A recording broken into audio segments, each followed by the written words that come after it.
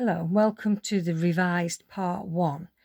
I hadn't realised how badly the gooseneck clamp wobbled all the way through the previous video, so I've decided to do a revised version. Now I'll just go to pause while I bring on the first template. So here we have the shade code, which is W for white, 1 light, 2 is medium, 3 is a medium dark, 4 is dark. I more or less guessed where these shades would be because the picture's not that clear, but that was my best guess. This is the order of placement when you start to construct the completed units. So I'll back to pause again. So in order for this technique to work, we need to print 2 sets of templates at 100%. The first set we're going to cut on the outer seam allowance line. So we cut all the way around. As you can see by all the coloured squares on the stitch line, I've coloured coded each seam, which in a moment you'll understand why I've colour coded it, because it will help you with the placement of the first line of fabric. So I'm going to just cut that out. Hopefully you won't actually stitch through this. You will stitch along the edge of the folded line, which again becomes clear in the part 2 and part 3.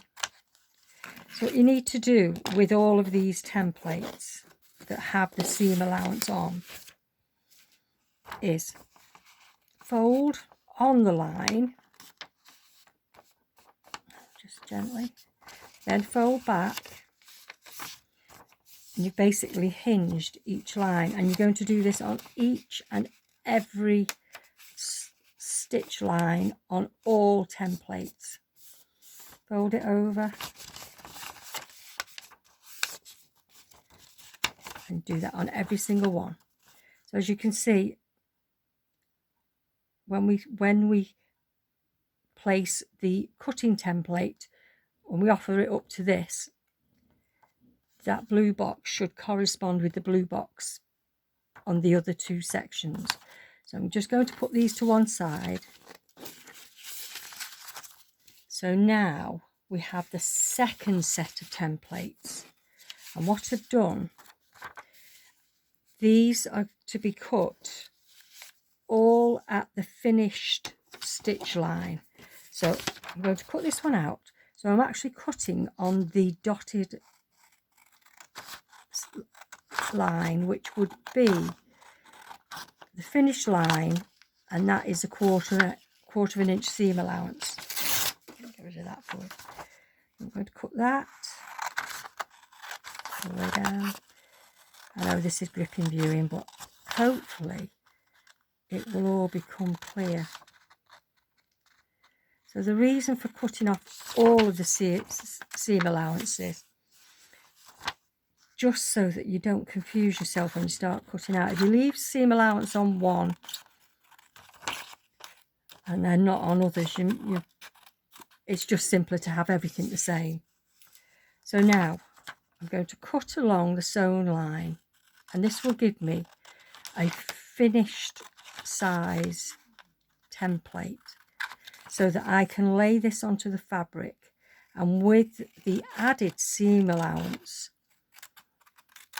and because of the helpful placement line or code, probably better to call it a colour code,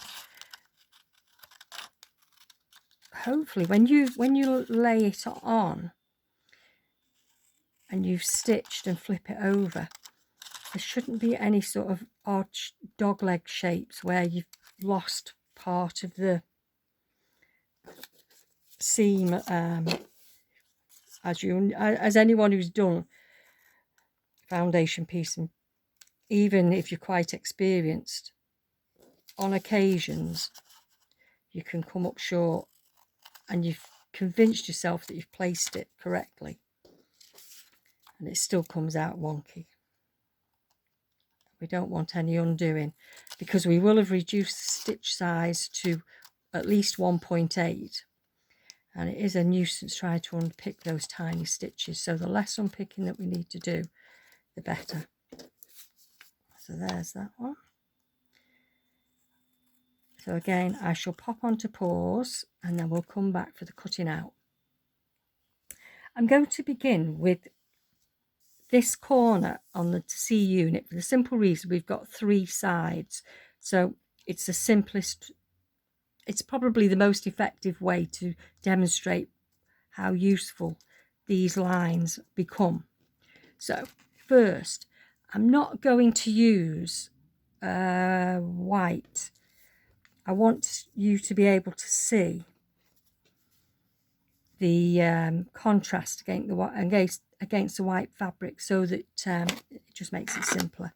So that's roughly a 1/2 inch seam allowance around that one. So I'm just going to use that dark purple for there. We'll use this lighter one. I'm not going in any particular order. I just want 4 different colours so that you can see what we need. So there we go. So I know that I don't really need to check. That's definitely, yeah, there's a 1/2 inch, roughly 1/2 inch. So if I just come back that way, touch, just flip that round. So what I'm actually going to do, because I know I've got roughly 1/2 inch to 1/2 inch sections there, I'm just going to put a touch of glue just on there, and it's just a touch. Don't get it too clogged down. Right, and then we're going to cut, and we're going to add 1/2 inch seam allowance all the way around each unit. So we're in effect, we're replacing the 1/4 inch seam allowance that was included on parts of the templates, but not all. It was only on the outside edges of the templates. So there we go. So we'll just go 1/2 inch. We can take that very long. There we go. So there's that one. So number 2. So if we go right there. As I say, I'm not really particularly going in any order. So pot number 2. Yeah, number 2 can fit in that space. So again, I'm just going to pop a spot of glue there, just a tiny speck.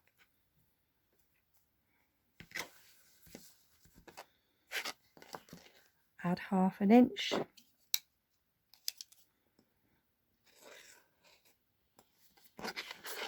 Just going to cut that there. Move that piece out of the way.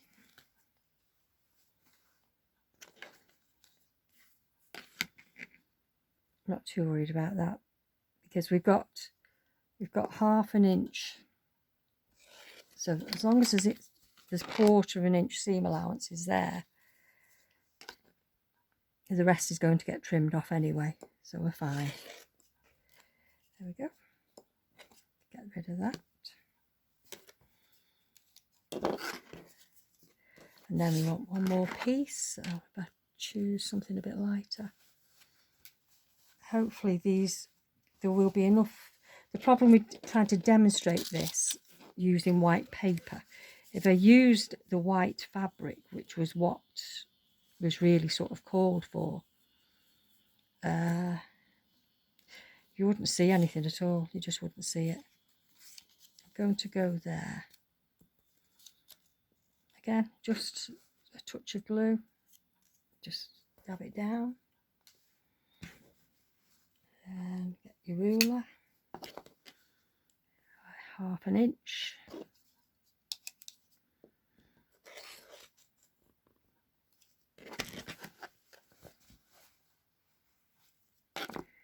And another 1/2 inch, roughly.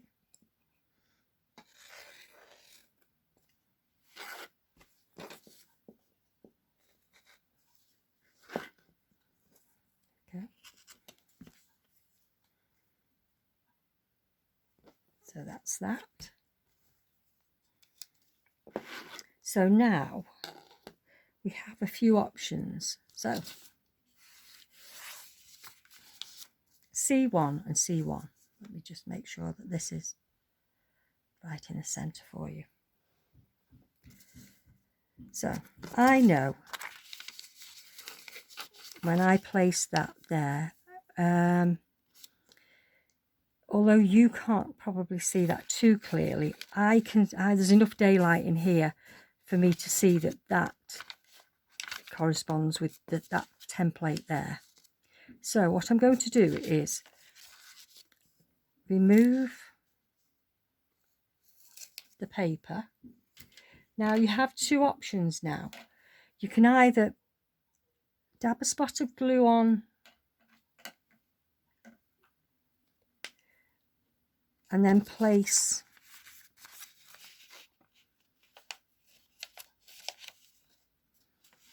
this triangle. So you could rely on that glue holding that, or you can pin it. Now the issue with the pins when you're dealing with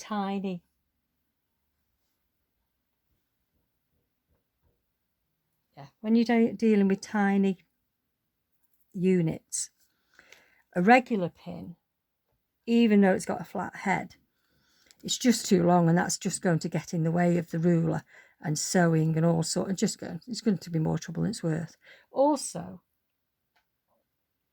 even if you find a shorter pin, you don't want a head, because obviously when you come to use your ruler, it will rock the ruler, so it'll just be really annoying. So what I've chosen to do on the smaller units is use an old quilting needle and just use it as a pin. Now you can use the glue and the pin and have your belt and braces, or one pin, or well, one quilting needle or two quilt needles. The choice is yours. So we've got C1 and we're going to go to C2. So now we're going to fold back on that, because we folded this line, double folded. So we're going to fold back, and I'm going to trim the quarter inch seam allowance. So we know that that seam allowance is correct now. And if I place C2, so I know it's this purple colour code, and there's a purple colour code. So I'm just going to lay the quarter inch seam allowance on top of this fabric. And when I lay that on, I know there's lots of fabric all the way round. So there should be no gaps when I've stitched these two pieces of fabric together. And I don't think you can see well enough through that paper. You could possibly see the C2 there. Possibly, I'm not sure. And where the clamp is on my camera, I can't actually see myself. So I'm going to carefully fold back on the line. So there's my line. I'm going to pick that up. And then I'm just going to pick this edge up, because I know when I open this out, this is in the correct position. So I'm going to put you on pause, and then I'm going to stitch this line. So again, because I wanted you to see this process, I've used black cotton. So what we've done is we've held the folded paper back because it's attached to the fabric with the glue and the pin. And I've literally butted up to the edge of the paper. So I can reuse this paper as many times as I like. I mean, you could have accidentally stitched into it, but that's not a problem. So now going to remove this paper. You see what such a tiny piece of glue really sticks. So I'm going to open it out. I'm going to use the roller to finger press. Sorry if this is wobbling again. There we go. So when I turn this over, there's C2. So if we were ready to do C7, see all that? That's more than ½ inch, but everything's captured inside, so there's no problem there. And I can actually trim that down to the 1/4 inch.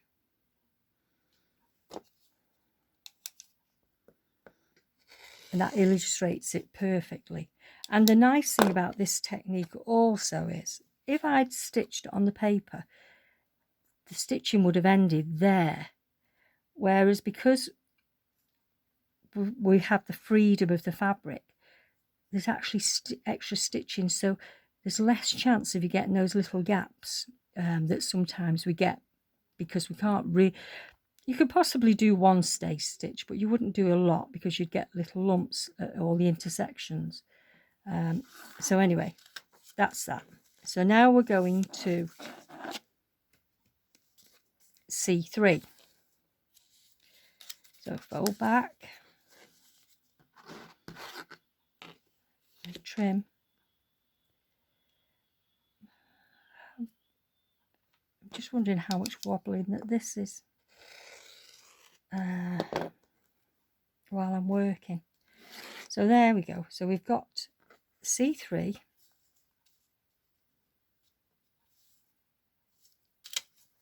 There's C3. So I'm going to offer it up there. So I'm going to lay that on there. So I know when I take this piece over, there's plenty of fabric left to trim down. So I'm going to fold that. Just lift that edge up, lift that. Now I didn't actually glue that template on it, but it doesn't matter. So there we go, I'm edge to edge, and I'm going to stitch this along. I'll be back in one tick.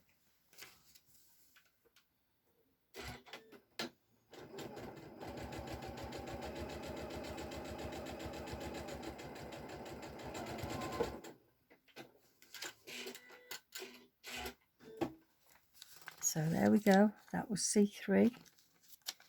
So again, I'm going to finger press this with the roller.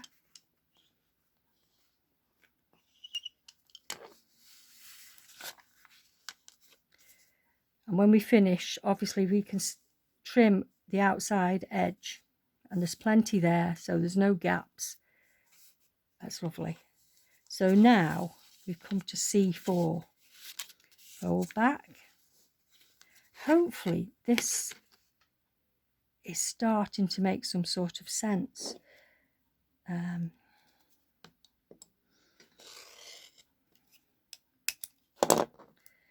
So there we go. So C4. So that's C4. So we've got the orange square. And that's it. So that's excellent really, because when I offered that up, I just assumed that that was that way, but it's not. So the orange square is there above the C4. So now I need to flip that way. So if I just lay the fabric on there, so I know the 1/4 inch seam allowance is underneath here. When I fold that over, I know that this is all covered. There's plenty of fabric left under both seams. So again, fold, pull back, pick up, take it to the sewing machine and sew straight across.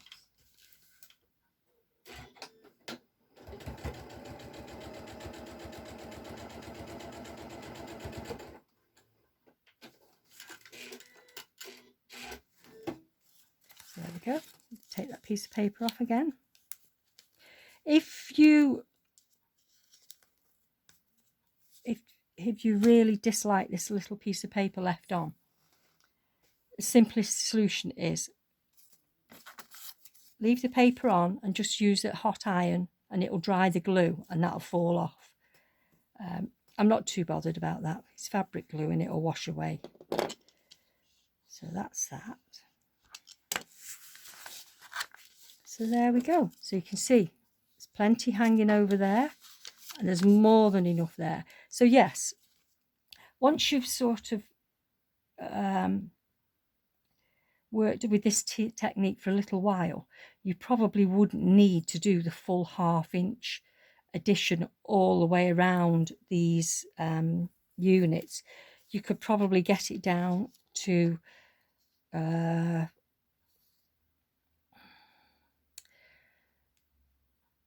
I would say a third rather than a half, but you still need a little bit of wiggle room. I wouldn't sort of go straight to a 1/4 of an inch and just assume that the whole thing would fit first time every time.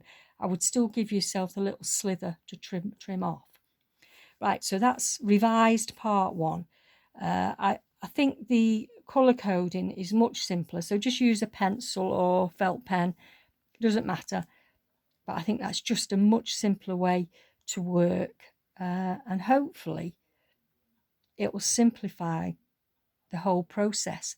And also, yes, I know you've added an extra 1/4 inch to each template in effect after it's sewn, but I'm still convinced that it's a lot less wasteful than just trying to guesstimate which way this little piece might or might not fit, then undo it because it didn't really go quite far enough, as most of you will know. So thank you very much. Revised part 1. Bye.